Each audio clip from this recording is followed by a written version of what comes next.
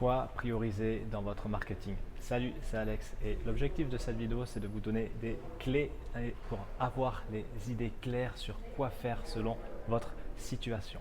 Parce que certainement que vous consommez du contenu comme cette vidéo, comme beaucoup d'autres vidéos que vous pouvez trouver en ligne.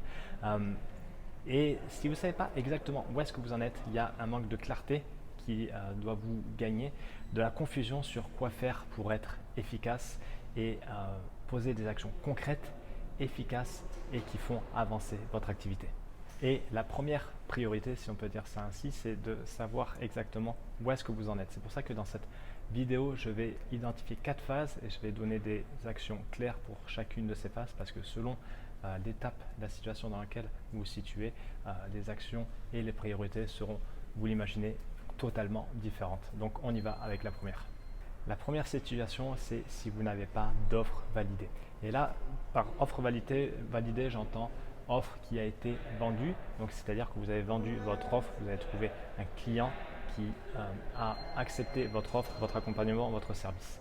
Et si vous n'avez pas ça, il faut en priorité travailler les fondations. Je le répète souvent, mais les fondations, comme pour une maison, comme pour n'importe quelle situation sans fondation solide, c'est prendre le risque de voir tout s'effriter ou s'écrouler d'ici quelques temps.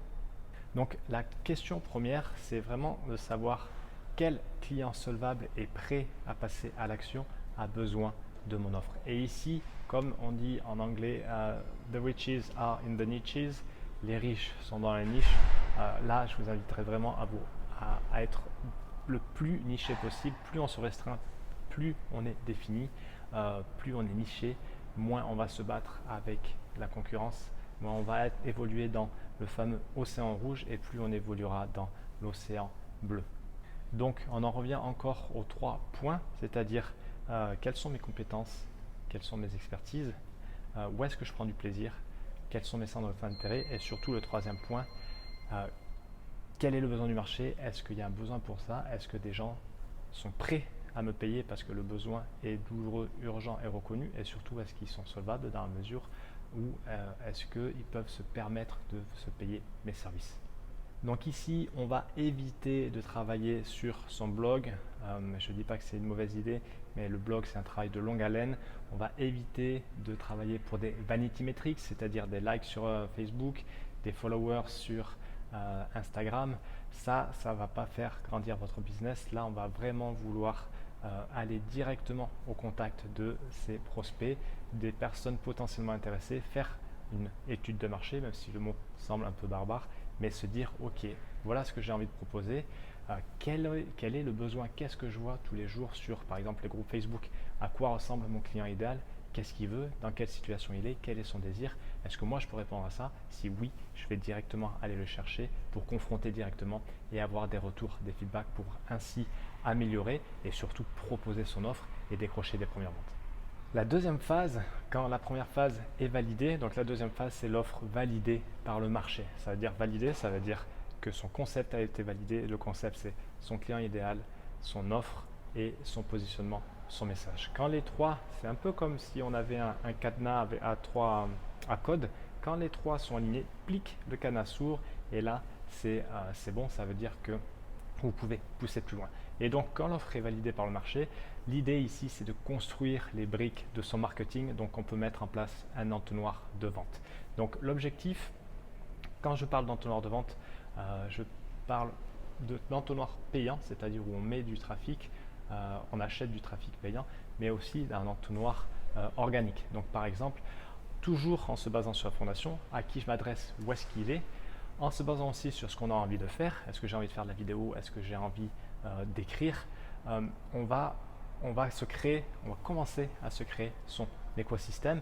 Et l'objectif, c'est vraiment d'avoir les idées claires et les étapes claires par lesquelles je veux faire passer mon prospect. Donc un entonnoir, c'est un funnel, c'est pas un tunnel. Où ça serait beau parce que ça veut dire que sur 100 prospects, par exemple, il y a 100 clients qui sortent à la fin. Mais un entonnoir, ça veut dire, ok, où est-ce qu'il est mon prospect? Qu'est-ce qu'il voit tous les jours? Comment je peux le faire entrer? Est-ce que par exemple avec une newsletter, il visite mon site? Est-ce que je peux capter l'adresse email pour ensuite lui proposer une ressource derrière? et derrière enchaîner avec une séquence mail. Est-ce qu'il est sur Facebook? Si je crée un groupe Facebook, je l'invite sur mon groupe Facebook, je lui donne du contenu et après j'ouvre la conversation. Donc tout ça, c'est vraiment poser les premières briques de son marketing pour commencer à avoir des étapes claires et quelque chose de tangible, de concret. Avec toujours l'idée, bien sûr, d'attirer avec du bon contenu, du contenu perspicace, d'ouvrir la conversation, qu'elle soit payante ou gratuite, et de proposer un appel parce que quand on est comme vous et qu'on vend du service et de l'accompagnement, très souvent, ça passera par un appel de vente pour lever les dernières objections et présenter son offre et ainsi valider la vente. Ensuite, quand on a les premières bases, c'est-à-dire un premier écosystème, on va justement vouloir le faire grandir, cet écosystème. On va vouloir peut-être, si on n'est que sur de l'organique, passer sur du trafic payant. En tout cas, on va vouloir générer du trafic organique et payant. Donc là, on va mettre en place une stratégie de contenu.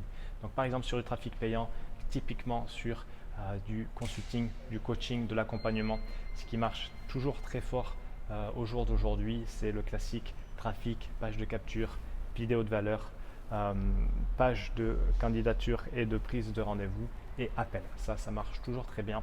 À partir du moment où le concept est validé et qu'on est aligné avec son message, je fais comme ça parce que on a le client idéal, on a l'offre, on a le message, il n'y a pas de raison que ça ne marche pas. Donc l'idée ici, c'est de faire du stratégie de contenu. Si on s'adresse à une cible plus B2C, même si j'aime pas le B2C, B2B, B2C, on va utiliser les réseaux sociaux. S'ils sont sur Facebook, on va sur Facebook, on va sur Instagram, on va sur LinkedIn, sur Pinterest, que sais-je. En tout cas, on investit la place. Là, on prend soin d'y aller une seule plateforme à la fois pour éviter de se cramer. Attention, quand on est sur les plateformes, même si on est sur son groupe Facebook, même si on est sur son profil, l'audience ne nous appartient pas. Avant, les pages Facebook marchaient très bien. Du jour au lendemain, Facebook a décidé de les saquer et de leur faire tomber la visibilité. Ceux qui n'avaient pas pris soin de créer leur propre audience, à savoir récupérer des prospects, récupérer des adresses mail sur des bases de données, ils l'ont eu dans l'os. Sur du B2B, on peut également commencer à créer du contenu sur sa propre plateforme. Par exemple, WordPress, créer un blog d'entreprise ou tout simplement, oui, un blog et là, créer un écosystème. On arrive sur la page d'accueil, on propose directement de la capture avec une ressource appropriée et derrière, on enchaîne avec des séquences mail, avec des relances, avec du mailing régulier pour toujours apporter de la valeur, pour toujours rester auprès de son audience et toujours penser à proposer de passer à l'action.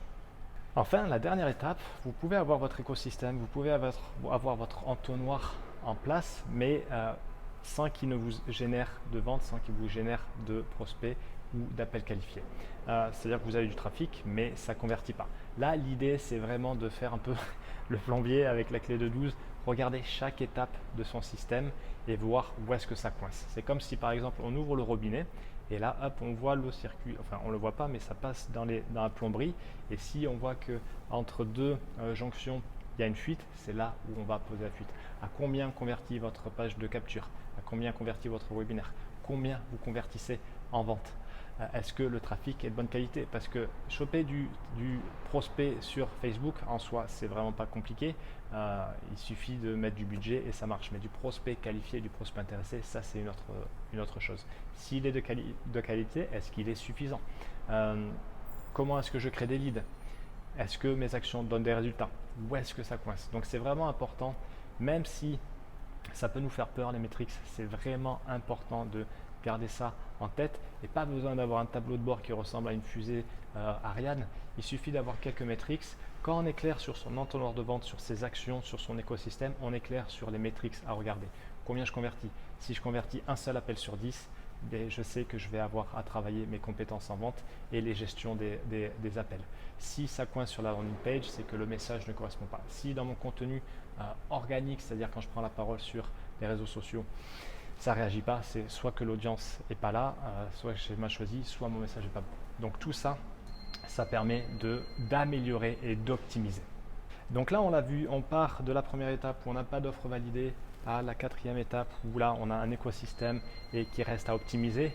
On a vu les différentes actions, les différentes focus à mettre selon notre situation, et ça c'est vraiment important. Et là l'objectif, j'espère qu'avec cette vidéo vous allez ainsi vous poser les bonnes questions sur ok, j'en suis, où est-ce que j'en suis? J'en suis là, donc ma priorité c'est ça, plutôt que de continuer à consommer du contenu et vous dire que la dernière stratégie TikTok ça va être génial parce qu'il y a du leads là-dessus, alors que ça ne va pas vous correspondre. Ok, donc j'espère que ça va vous aider. Laissez-moi un commentaire, n'hésitez pas à liker, à commenter, à vous abonner, et je vous dis à très vite pour une prochaine vidéo. Salut!